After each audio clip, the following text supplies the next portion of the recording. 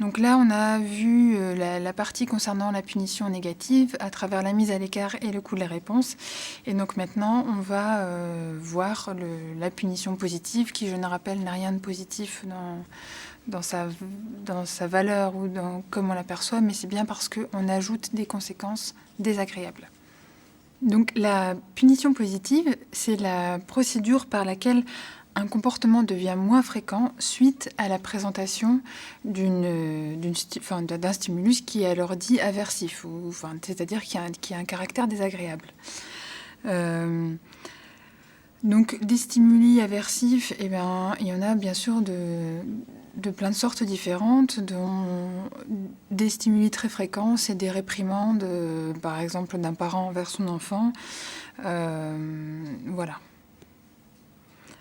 Donc le principe schématisé, c'est qu'on a notre antécédent, le comportement, une conséquence qu'on ajoute qui est désagréable, qui fait en sorte que par la suite le comportement il diminuera.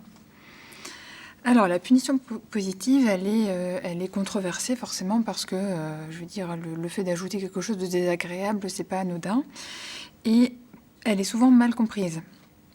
Et aussi souvent, elle peut être mal appliquée, ce qui n'arrange pas sa cause.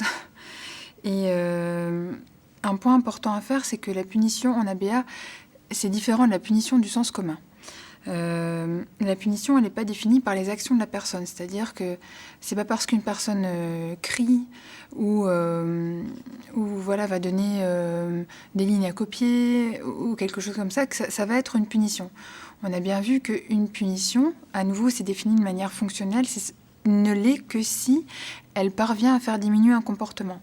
Donc on ne peut pas définir a priori déjà si c'est une punition ou pas, et c'est seulement si on la présente de manière un peu répétée et qu'on voit une diminution du comportement qu'on pourra dire oui, c'est une punition.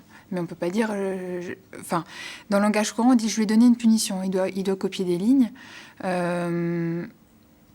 Là, on va dire je lui donne des lignes à copier et on verra dans quelques jours si le comportement se reproduit. Je redonnerai des lignes à copier. Si le comportement diminue, alors on pourra dire que c'est une punition.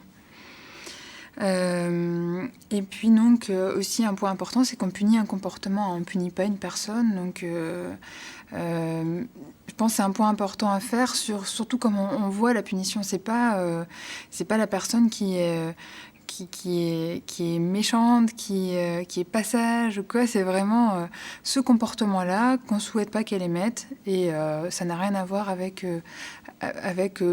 l'ensemble de ses comportements. Si tout le reste de ses comportements est acceptable, juste on se focalise sur ça et pas la personne dans sa globalité.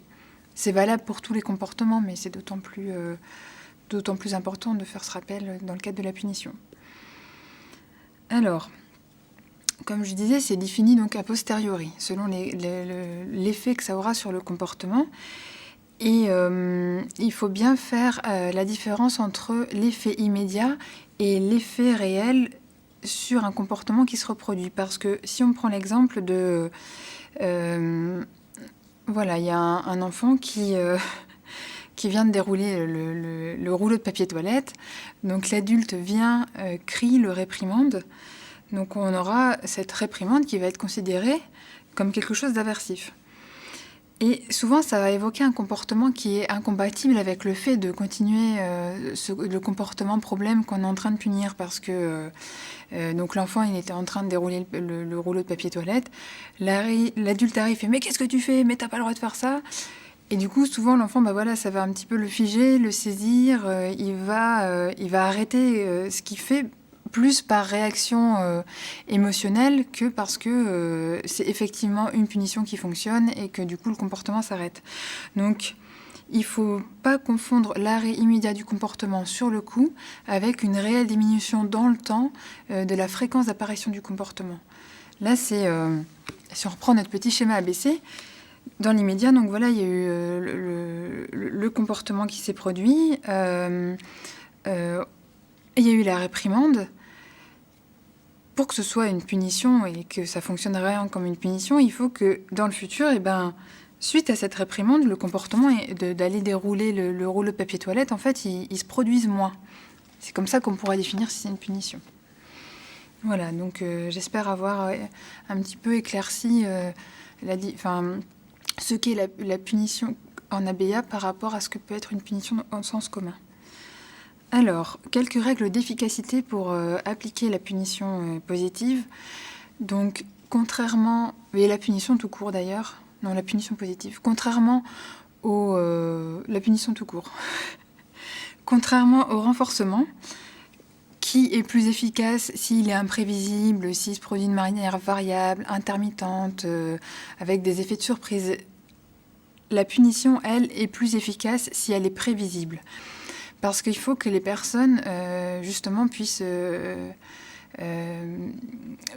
en gros cerner la règle pour l'éviter, pour éviter de se réengager dans le comportement et donc ne pas la subir à nouveau.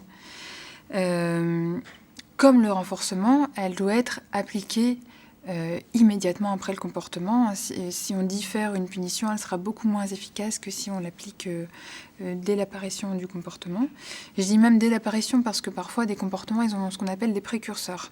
C'est l'enfant avant vraiment de rentrer dans peut-être le cœur du trouble du comportement, il va d'abord peut-être s'agiter un peu, commencer à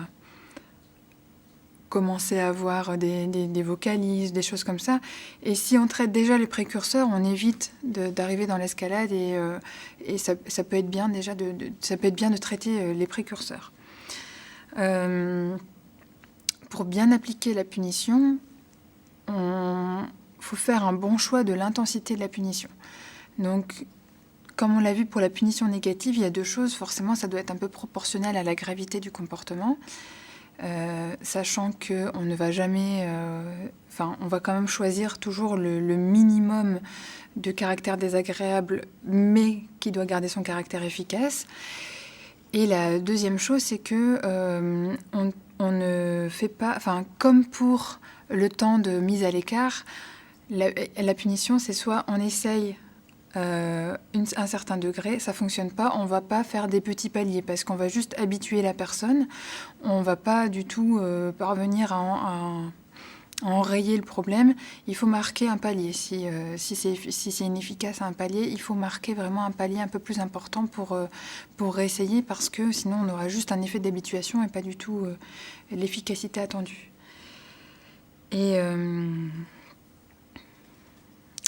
Et la punition aussi, donc elle a le positif, elle a le désavantage et c'est pour ça qu'on préfère bien mieux utiliser le renforcement par rapport à la punition, c'est que si rien d'autre n'est enseigné, donc c'est-à-dire que si au final la personne ne peut pas accéder à des sources de renforcement, elle aura un effet temporaire où elle sera inefficace parce qu'il faut que la personne à un moment elle puisse accéder à ces sources de renforcement.